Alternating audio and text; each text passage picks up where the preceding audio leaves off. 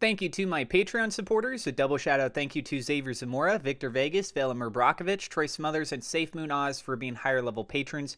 You could join that for as little as $1 a month. There's a link down in the description below. Also, thank you to my YouTube members. You can click the join button below this video if you'd like to join that. Please keep in mind that I'm not a financial advisor. Everything I'm sharing is my own opinion. It's my own research. I highly encourage you guys to go do your own research. And with that being said, let's go ahead and dive into the news. Things have been very quiet lately. And as you guys have probably noticed, I've pulled back from doing a lot of my chart analysis. The things that are going on with the war, all the FUD that's been going on with SafeMoon, waiting and a little bit more waiting for actual deliveries on things from the SafeMoon team. All that combined has just kind of really made the volume lackluster. So we can actually see down below here, these little candles you see, those are representative of the volume for SafeMoon itself. And because we have the first day of March, the birthday news, the birthday month, it's all now underway. They did have a hype video that came out today and they touched on a couple things. I have a video where I did a review on that. You guys can go check that out for more information. But I decided to go ahead and do a video. I pulled up the charts again. I looked at some things and you know what? I feel like we got something to talk about here. So first off, what we're looking at is, by its own definition of a technical analysis indicator, it's called a descending wedge pattern. And this is actually a reversal pattern. This is bullish. What does that mean? In the simplest of terms, that means that this has a higher probability the price is going to go up than the price is going to go down.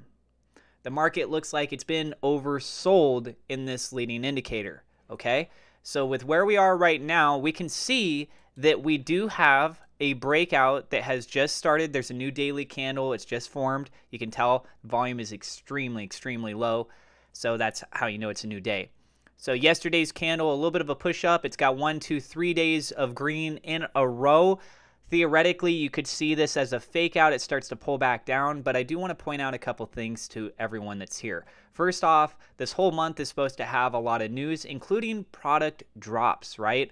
So one of the things that I'm looking at on this Fibonacci sequence is that we have the 0.0015 at that level. That is the first main breakout on the Fibonacci. But with where the price is right this second, which is the 1386, that's essentially on the bottom of when SafeMoon version 2 first launched. Look, in fact, it's just now starting to pass a little bit above that. And so having that kind of re-entering that zone will start to bring in a little bit more confidence for a lot of people, especially if they do see videos like this. They look at the charts themselves. Again, not financial advice, guys. Go do your own research on this stuff. You can ask other people's opinions on it too if you want. I'm just sharing with you my own research on this. And so looking at it, popping back in there, and that means that, hey, maybe we could see a rally that starts to lead back towards the high. The high being back on January 5th. That was at the 3176 level before it started to see some pullback here, significant drops that took place as well. And overall just been trying to fight and hang in there. Having a break above this top level of resistance really creates an opportunity for a significant run. The idea that we have such low levels of volume, mainly in comparison to timeframes back on January 22nd and prior, there was lots of volume that was there, a lot of selling pressure that was there. I think most of the people that are in right now are kind of in it for the long haul, right? You still will have some people, as we go back up, as there's more news with everything, you will have a group of people that are going to be like, okay, you know what? I finally broke even. Now I'm done. I'm out. I don't want to be a part of this anymore. Whatever, right? You'll have those kinds of people that will create its own level of resistance. As it is, I'm seeing a lot of consolidation that was taking place right around this line on the Fibonacci, the 0.382. You can see that that's approximately at 1839 for the price. So I would keep an eye on there, see how things kind of play out. Some people might kind of panic sell. Other people might look to try and make a rally. Wouldn't be surprised if we see an increase in volume as the two sides kind of battle it out to find who's going to have that final claim of territory.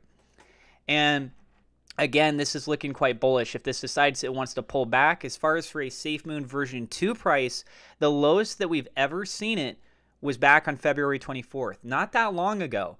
So it's had a little bit of a run up. The video today had some very interesting things in it, a lot of good things in my personal opinion. But again, go watch the video for yourself. You can watch my review on it to find out all the points on it.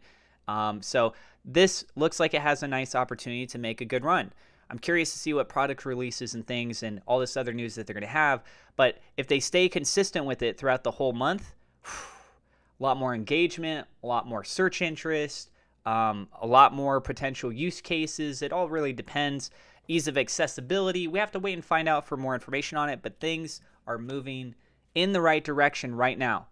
You can't argue that. 1, 2, 3 days, green. That's moving in the right direction. That's buying pressure that's pushing the price up, right? So we have to wait to see more information as far as for what that has.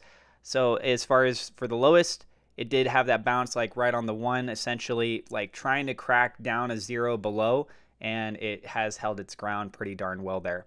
Something I want to point out to you guys, these are some of the whale alerts for yesterday. Not for today, but for yesterday. And they're interesting.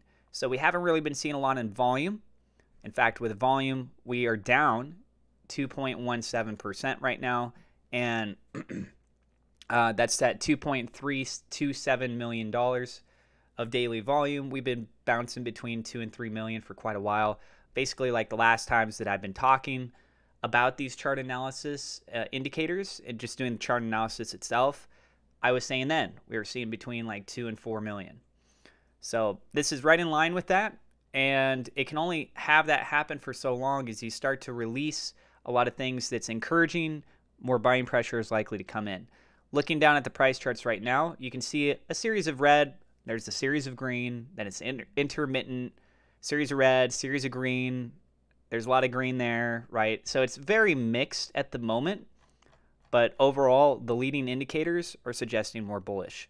Going back over here to the whale alerts, an amount was bought yesterday that was equated to $90,000 worth. Somebody went in, they bought $90,000 worth, and that was their whole wallet balance. So they went pretty hardcore on that.